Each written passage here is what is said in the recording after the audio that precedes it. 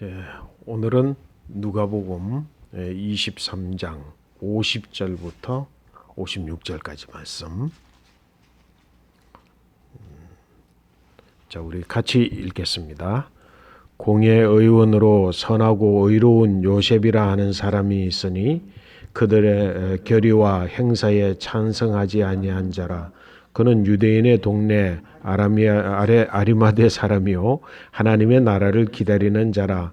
그가 빌라도에게 가서 예수의 시체를 달라 하여 이를 내려 세마포로 싸고 아직 사람을 장사한 일이 없는 바위의 판 무덤에 넣어두니 이날은 준비일이요 안식일이 거의 되었더라.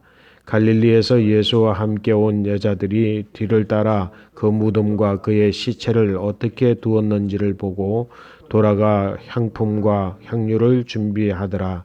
계명을 따라 안식일에 쉬더라. 아멘. 아멘. 이제 복음서에 나타난 이제 마태, 마가, 누가 복음서에 나타난 하나님 나라에 대한 이야기를 그동안 쭉 해왔어요.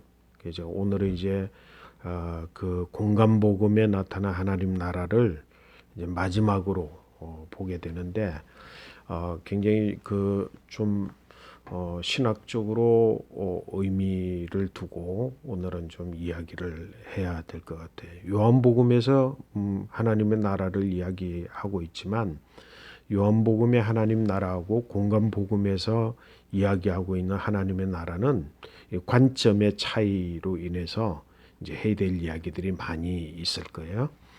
그래서 이제 오늘은 누가복음 마지막 말씀 이 말씀인데 그 아리마대 요셉이라고 하는 그 유대인 관은, 그리고 관은이라고 하면은 이제 그 직책을 가지고 있는 고위급 직책을 가지고 있는 사람, 아리마대 요셉인데 특별히 오늘 이 아리마대 요셉이 성경의 말씀에 보니까 뭐라고 했느냐면 그는 51절 말씀 보니까 우리 51절 한번 읽어볼까요?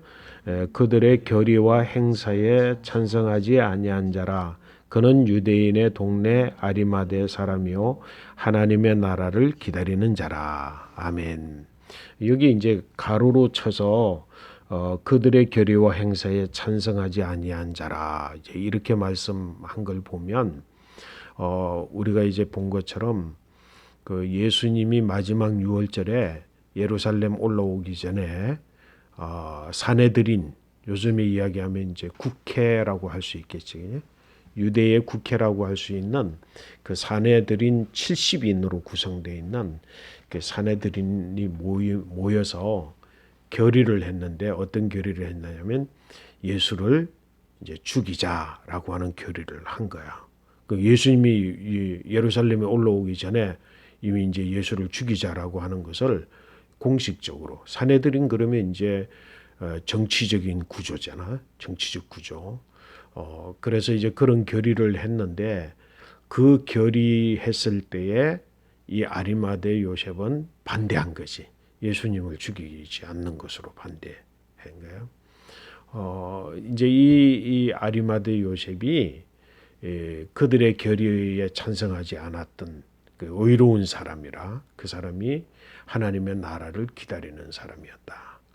근데 이제 이 아리마대 요셉이 오늘 본문의 말씀 뭐냐면 예수 그리스도가 십자가에 죽고 나서 죽은 이후에 빌라도를 찾아가 가지고 빌라도에게 허락을 받고 예수님의 시체를 십자가에서 내려서 십자가에 내려서 오늘 말씀 보니까 아직 장사를 치르지 않은 무덤, 그러니까 쓰지 않은 그 묘지로 구성을 해놓고 묘지로 만들어 놨지만 누구의 무덤으로 사용하지 않은 아마 자기 무덤이나 자기 가족 무덤이나 이렇게 준비를 해놓은 곳이겠지.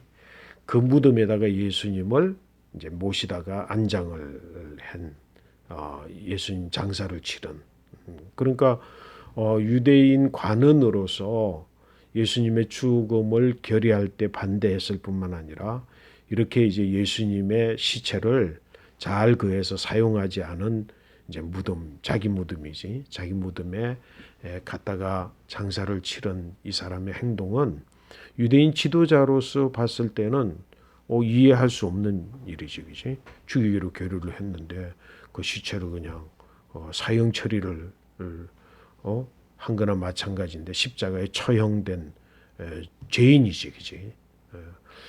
그 죄인의 시체를 자기 무덤에다 장사 지르는 것은 동료들로 봐서는 그런데 이 동료들의 여러 가지 그러니까 여러 가지 보는 눈 상관없이 그런 행동을 했던 것은 그 마음속에 동기가 뭐라고? 하나님 나라를 기다렸던 때문이다. 이제 오늘 이 이야기가 하나님 나라와 상관해서 예수님이 이 살아생전에서 이제 마지막 장면의 이야기인데 오늘 이 이야기 내가 왜 그냥 스쳐 지나가지 않고 이 말씀을 택했느냐면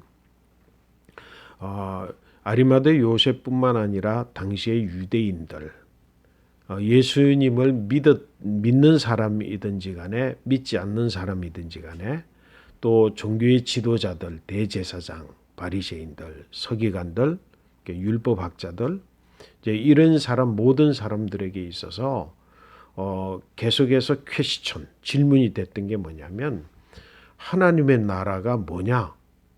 하나님의 나라는 임한다면 언제 임하냐? 또 어떻게 해야만 하나님 나라의 영생을 얻느냐라고 하는 이 모든 것들이 질문이었어. 질문. 왜 질문이었겠어?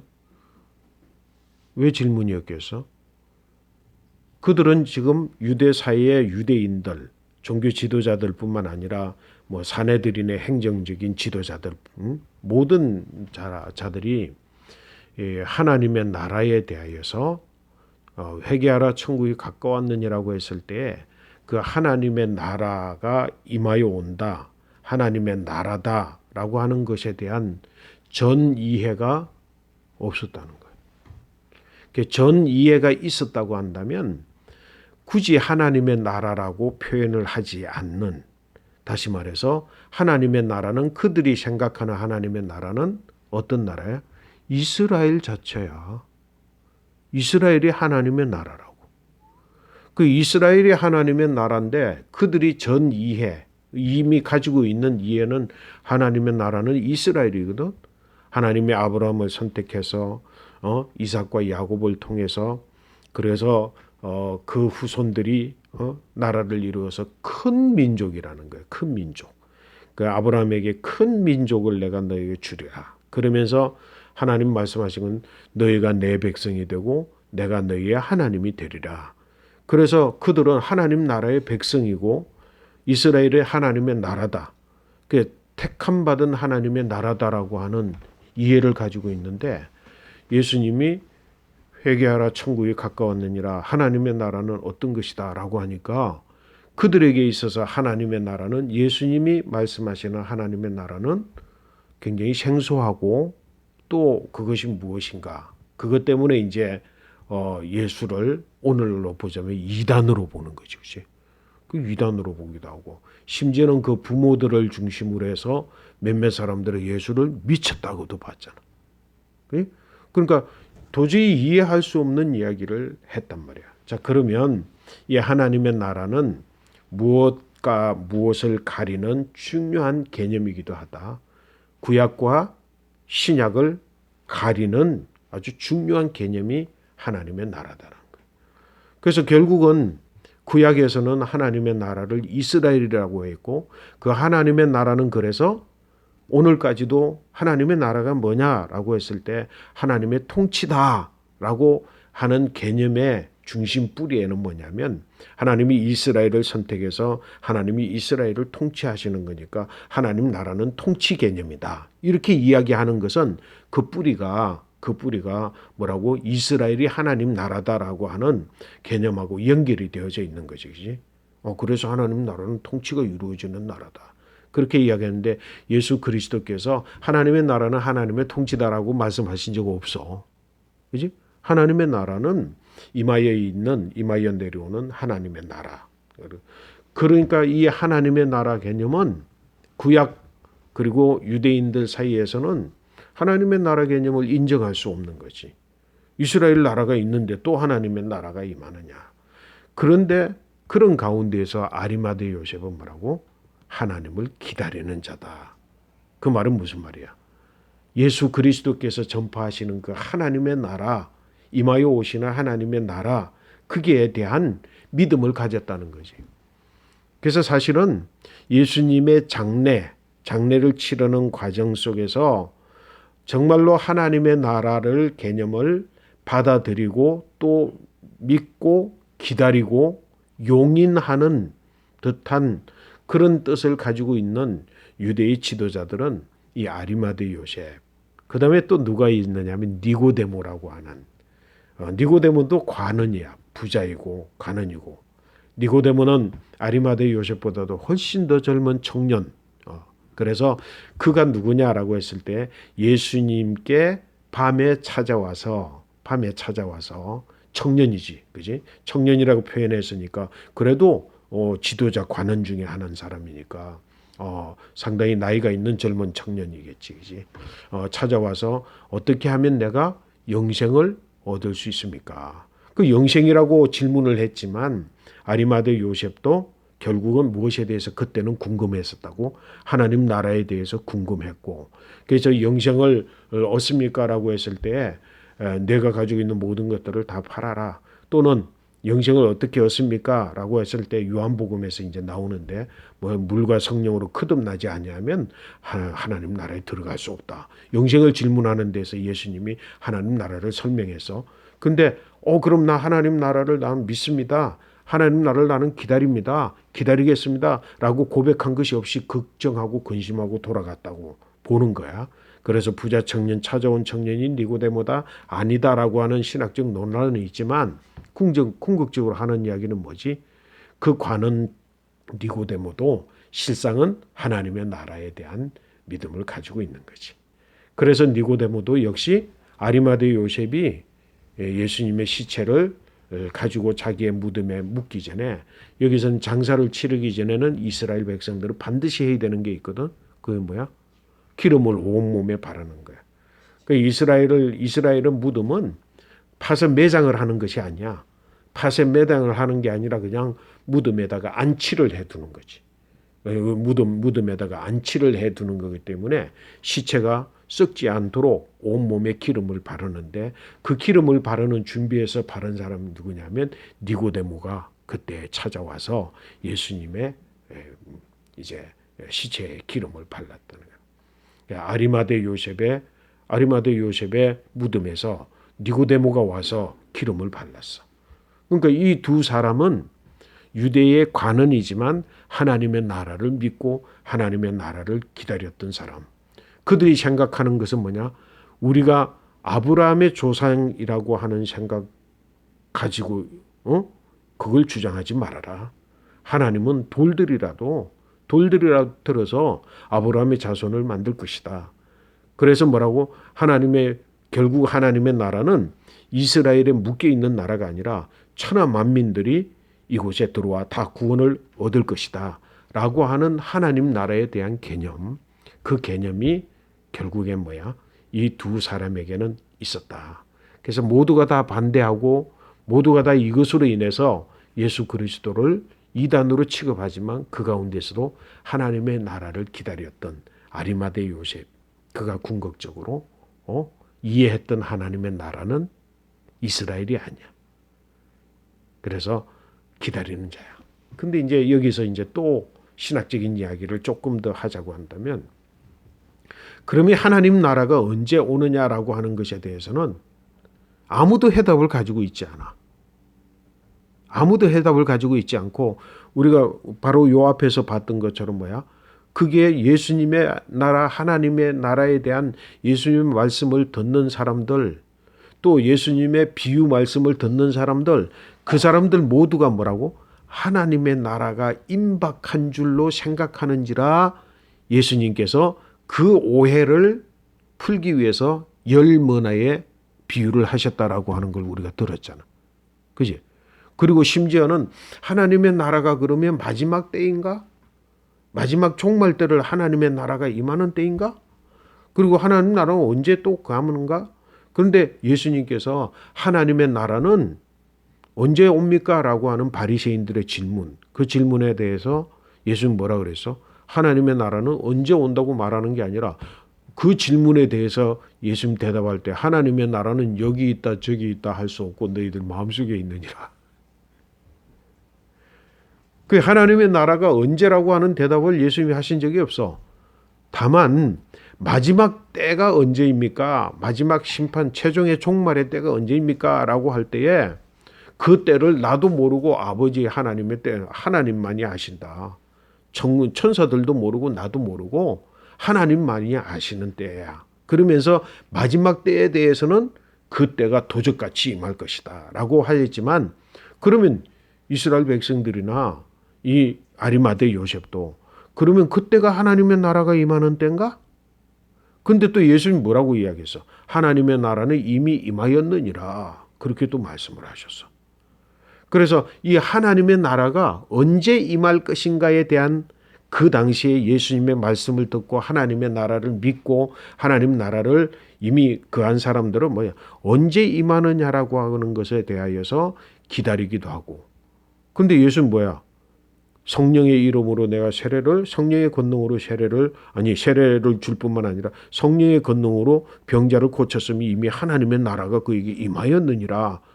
그게 하나님의 나라에 대한 구체적인 하나님의 나라가 언제 임하느냐라고 하는 것에 대한 구체적인 말씀을 안 했기 때문에 아리마대 요셉은 그저 하나님의 나라가 임박하게 하나님의 나라가 임할 것이다라고 하는 생각으로 그가 용기를 내서 예수 그리스도를 안치하셨다라고 하는 것으로 우리가 이해하거나 또는 추측할 수 있는, 성경이 그렇게 이야기하게 하고 있지 않기 때문에, 그래서 궁극적인 오늘 말씀 뭐냐면 하나님의 나라를 이미 마음에 하나님의 나라를 간직한 사람이 있어.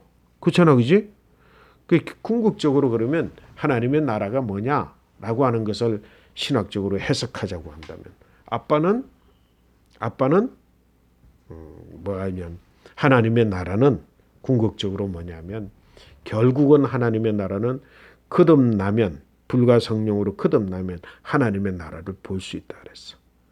그리고 어린아이와 같이 되지 않고서는 결단코 하나님 나라를 들어갈 수 없으니까 어린아이와 같이 되면 하나님 나라를 볼 수 있어. 그리고 바리새인과 대제사장과 바리새인보다 그 의가 더하지 못하면 하나님 나라 못 들어간다 그러니까 의로운 사람은 하나님 나라를 들어갈 수 있고, 그리고 또 예수님께서 팔복에서 이야기했고 또 예수님께서 비유로 하신 모든 말씀은 죽어서 가는 하나님의 나라에 대해서 대부분은 이야기하신 게 아니야. 그지? 그렇잖아. 하나님의 나라에 대한 예수님의 비유 말씀은 이 땅에서 이 땅에서 경험하는 하나님의 나라, 이 땅에서 누리는 하나님의 나라를 이야기한 거야. 결국은 아빠는 무슨 이야기냐면 결국은 주 예수 그리스도로 말미암아 옛사람이 죽고 새 사람으로 거듭난 사람. 그래서 뭐라고? 그 마음속에 하나님께서 살아있는 생명으로 창조하신 하나님의 형상이 깨어지지 아니한, 그런데 선악과를 먹음으로 죄지은 인간이 깨어진 형상으로 바라보는 이 세상은 뭐라 그랬어? 선악과를 바라보면서 보았던 것과 같이 보암직 먹음직 지혜롭게 할 만큼 탐스럽기까지 한 나무로 보는 것처럼 페이크된 거다. 이 세상의 본질 자체 한편으로는 그렇게 보이지만 다른 한편으로는 선악과가 진짜 선악과가 선악을 알게 하는 나무, 먹어서는 안 되는 나무, 먹으면 죽는 나무가 그게 진짜인데 하와가 사단에게 속임을 당하고 나서 딱 보니까 나무가 그런 나무로 바뀐 거지. 나라가 바뀐 거야. 나라를 보는 눈이 바뀐 거야. 나라를 보는 눈이 바뀐 거지. 지금 이 세상의 모든 인간들, 다시 말해서 예수 그리스도로 말미암아 죄 사함을 입고 물과 성령으로 거듭나지 못한 모든 사람들이 살아가고 있는 세상은 먹음직 보암직 지혜롭게 할 만큼 탐스럽기까지 한 것을 진짜 본질로 보는 눈을 가지고 살아가는 새 속의 세상이야.